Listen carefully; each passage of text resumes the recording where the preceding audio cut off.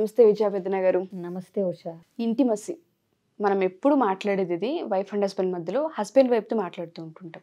ఆమెకు కోరికలు ఉండవా అని చాలామంది అడుగుతూ ఉంటారు. హస్బెండ్ సంబంధించి ఆయన పని బిజీలో పడిన ప్రతిసారి కూడా ఏదో నిస్సహాయ స్థితిలో ఉన్నట్టు అనిపిస్తూ ఉంటుంది. ఒక టచ్ను కోరుకుంటూ ఉంటారు, వాళ్ళ మధ్య ఒక సంభాషణని కోరుకుంటూ ఉంటారు, కాసేపు కూర్చుంటే బాగుండని కోరుకుంటూ ఉంటారు. ఇటువంటివన్నీ చిన్న చిన్న కోరికలని మనం చెప్తూ ఉంటుంటాం. ఇంటిమసీకి సంబంధించి అది ఏదైనా సరే ఆమె వైపు మనం ఆలోచించాల్సిన అవసరం వచ్చినప్పుడు, ఎప్పుడైతే తనకు కావాల్సింది తను అనుకున్న టైంలో కనుక దొరకనప్పుడు ఏ విధంగా ఉండే అవకాశం ఉంటుందంటే రిలేషను, వైఫ్ మానసిక స్థితి ఏ విధంగా ఉంటుందండి? అంటే చాలామందికి అర్థం కాదు, దేనివల్ల ఈవిడ ఇలా ఉంది అన్న విషయం కూడా చాలామంది ఐడెంటిఫై చేయలేరు హస్బెండ్స్. చాలా సెన్సిటివ్ టాపిక్ అని తెలుసు నాకు, బట్ కొంతమందికి అవేర్నెస్ని క్రియేట్ చేయడం కోసం మాత్రమే వీడియో. మానసిక స్థితి ఏ విధంగా ఉంటుంది? ఇలాంటి సందర్భాల్లో బోత్ వైఫ్ అండ్ హస్బెండ్ తెలుసుకోవాల్సిన విషయాలు కూడా చాలా ఉంటాయి. ఎప్పుడైనా ఫిజికల్ ఇంటిమసీ, సెక్షువల్ ఇంటిమసీ బెడ్రూమ్కే పరిమితం, బెడ్రూమ్లోనే అని అనుకుంటూ ఉంటారు. కానీ ఒక ఉల్లాసం అనేది చాలా ముందు నుంచి మొదలవుతుంది, దానికి ప్రిపరేషన్ అనేది చాలామంది గమనించరు. అందుకని కూడా ప్రాబ్లమ్స్ క్రియేట్ అవుతాయి. అంటే వెళ్ళి అదొక 5 నిమిషాల పని అని ఆ టైప్లోనే ఉంటుంది యాటిట్యూడ్, ఎందుకో తెలీదు. సో అసలు ఎప్పుడైనా ఆ సన్నిహితంగా ఉండటం అనేది అఫ్కోర్స్ పబ్లిక్ డిస్ప్లే లాగా హాల్లో ఇంట్లో అందరూ ఉన్నప్పుడు అలా అని కాదు, బట్ స్టిల్ చిన్న చిన్న విషయాలు. అంటే ఫర్ ఎగ్జాంపుల్ భోంచేసేటప్పుడే భర్త మామూలుగా ఇవాళ సూపర్గా ఉంది అని అంటే దట్ ఆల్సో బికమ్స్ అన్ అంటే influence for what's happening later. అంటే ఏంటి, ఒక పొగడ్త, ఒక మెచ్చుకోలు, ఒక అంటే ఆత్మీయత స్పర్శ, ఇవన్నీ కూడా యాడ్ అవుతాయి. ఏదో సెక్షువల్ ఇంటిమసీ, ఫిజికల్ ఇంటిమసీ అంటే 4 గోడల మధ్య 5 నిమిషాల్లో ముగించేయొచ్చు అని చాలామంది అనుకుంటూ ఉంటారు. ఒక రకంగా చెప్పాలంటే అది ఫిజికల్ కాదు, అసలు మెంటల్ యాక్ట్. అంటే నువ్వు మానసికంగా ఎంత సిద్ధపడితే ఫిజికల్ రిలేషన్షిప్ అప్పుడు అంత బాగుంటుంది అనేది కూడా తెలవాలి. ఇది నిజంగా ఇది మాత్రం అవేర్నెస్ క్రియేట్ చేయాలి. ఏంటంటే ఫిజికల్ యాక్ట్ అంటే ఫిజికల్గా పనిచేస్తే సరిపోతుంది అనుకుంటారు, కాదు. మానసిక సంసిద్ధత ఎంత బాగుంటే, మనసు ఎంత ఉల్లాసంగా ఉంటే, ఆ మనిషి ఎంత ఉత్సాహంగా సంతోషంగా ఉంటే అప్పుడు దానికి అర్థం ఉంటుంది. లేదంటే ఒక మెకానికల్ యాక్ట్ అంతే అది కూడా. సో అందుకని ఏంటంటే చాలామంది ఇప్పుడు అలసిపోయి వస్తారు భర్తలు, భార్య ఏదో కబుర్లు చెప్పాలనుకుంటుంది పక్కనే కూర్చుని. ఇప్పుడు ఇంకో దరిద్రం ఏంటంటే ఫోన్లు. చాలామంది క్లయింట్స్ వచ్చినప్పుడు నాకు వైఫ్స్ కంప్లైంట్ అదే. అసలు ముందు సెక్షువల్ ఇంటిమసీ కంటే కూడా అసలు ఇంటికి వచ్చాక కూడా ఫోను, పగలంతా ఆఫీస్ అంటాడు, రాత్రి ఎప్పుడో 9ంటికి వస్తాడు, వచ్చినాక భోంచేసి మళ్ళా ఫోను. అందులో ఏ జాబ్ వర్క్ చేయని ఇంట్లోనే ఉండే లేడీస్కి అయితే మరీ ఇబ్బందిగా ఉంటుంది. ఎందుకంటే వాళ్ళు ఎప్పుడు భర్త వస్తాడా, కాస్త టైం స్పెండ్ చేయొచ్చా, కాస్త ఏదన్నా కబుర్లు చెప్పుకోవచ్చా, ఇవి చూస్తూ ఉంటారు. వీళ్ళు చెప్పరు, వాళ్ళు చెప్పేది వినిపించుకోరు, ఫోన్ చూసుకుంటా ఆహా 2 ముక్కలు మాట్లాడాక ఏ భార్యకి కంటిన్యూ చేయాలనిపిస్తుంది అసలు?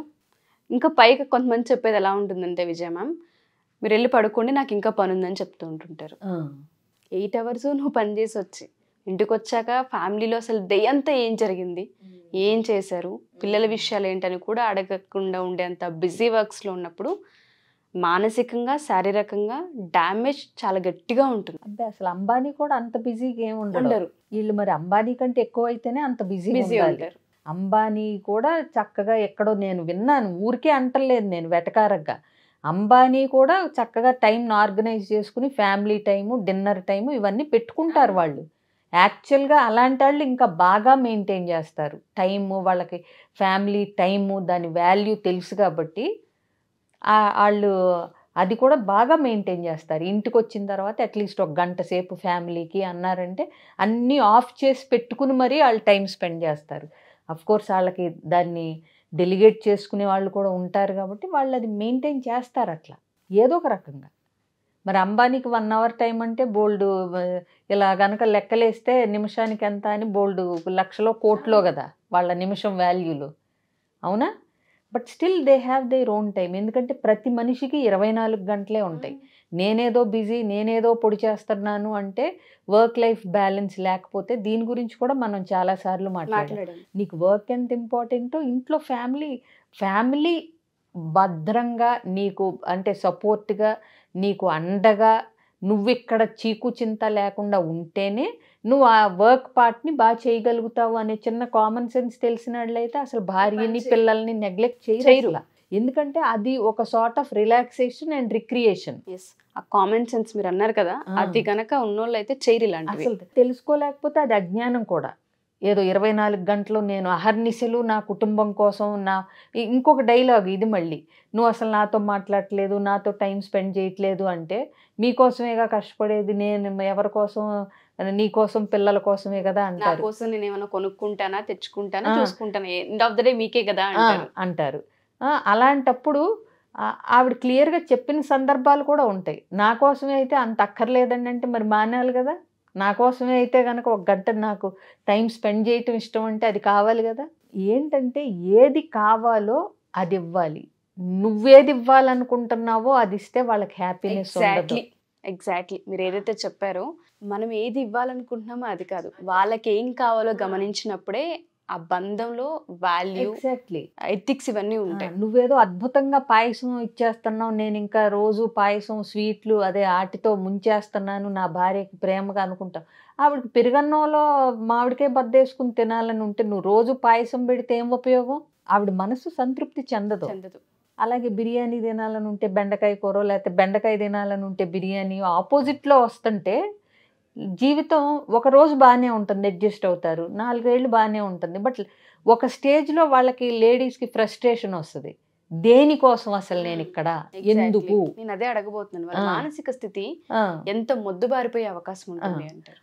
ఇందులో నువ్వు అడిగిన సెక్షువల్ ఇంటిమసీ పాత్ర కూడా చాలా ఉంటుంది. భార్య అవసరాలు గమనించకుండా, భార్యకి ఇంట్రెస్ట్ ఉన్నప్పుడు గమనించకుండా, ఎప్పుడో అర్ధరాత్రి మూడ్ వస్తే, వాళ్ళకు మూడ్ వచ్చినప్పుడు ఇలాంటివి చేస్తే అది భార్యని ఇంకా బాధిస్తుంది.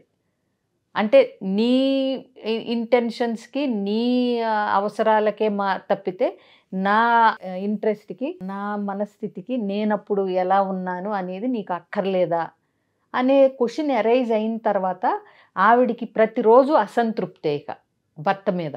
ఈ విషయాల్లో అన్నిసార్లు భర్తను బ్లేమ్ చేయటం కూడా కరెక్ట్ కాదు. వీళ్ళు ఎక్స్ప్రెస్ చేయరు కొంతమంది ఆడవాళ్ళు, అదేదో భర్త పనే అనుకుంటారు. నీకు అర్థమైందా? ఫిజికల్ ఇంటిమసీ అనేది భర్త డ్యూటీ అనుకుంటారు. కాదు, ఇది చాలా ఆడవాళ్ళల్లో ఇవాళకు కూడా ఉంది. అంటే ఏంటి? ఎక్స్ప్రెస్ చేయకపోవటం, ఆ ఇంటిమసీకి ప్రయత్నాలు ఇటువైపు నుంచి ఇనిషియేషన్ లేకపోవటం, లేకుండా ఇప్పుడు మన మనసు తెలుసుకుని భర్తే చెయ్యాలి అని అనుకుంటే వాళ్ళు ఎట్లా కుదురుతుంది? కుదరదు కదా. సో నీ ఇంట్రెస్ట్లు నువ్వు చెప్పగలగాలి, నీకు అనిపించినప్పుడు నువ్వు అది ఎక్స్ప్రెస్ చేయగలగాలి. ఇవన్నీ మాట్లాడుకుంటేనే వాళ్ళిద్దరూ వాళ్ళ దాంపత్య జీవితం కూడా బాగుంటుంది. ఎందుకంటే at the end of the day ఎన్ని ఉన్నా ఈ ఒక్క అసంతృప్తి చాలా మేజర్ ఇంపాక్ట్ చూపించే అవకాశాలు ఉంటాయి. అందుకని ఫిజికల్ ఇంటిమసీని ఎప్పుడూ అసలు బంధంలో, రిలేషన్షిప్లో తక్కువ అంచనా వేయకూడదు. ఇంకా పైగా ప్రాముఖ్యత లెవెల్లో పెట్టాలి దాన్ని తీసుకెళ్ళి. ప్లస్ భార్యాభర్తలు ఇద్దరూ ఒకళ్ళకొకళ్ళు ఈ విషయం గురించి మాట్లాడుకునేంత వెసులుబాటు ఇచ్చుకోవాలి, ఒకళ్ళకొకళ్ళు ఓపెన్గా కమ్యూనికేట్ చేసుకునేలాగా చెయ్యాలి. అంతే తప్పితే భార్యలు నాకు ఎప్పుడు ఇష్టమో నువ్వు చెప్పకపోతే ఎలా పట్టించుకుంటారు? ఎక్స్ప్రెస్ చేయగలగాలి, చెప్పగలగాలి. ఓపెన్గా వాళ్ళు మాట్లాడుకోగలిగినప్పుడు సమస్య సాల్వ్ అవుతుంది. ఇది పెద్ద అంటే పరిష్కరించుకోలేనంత పెద్ద సమస్య ఏం కాదు.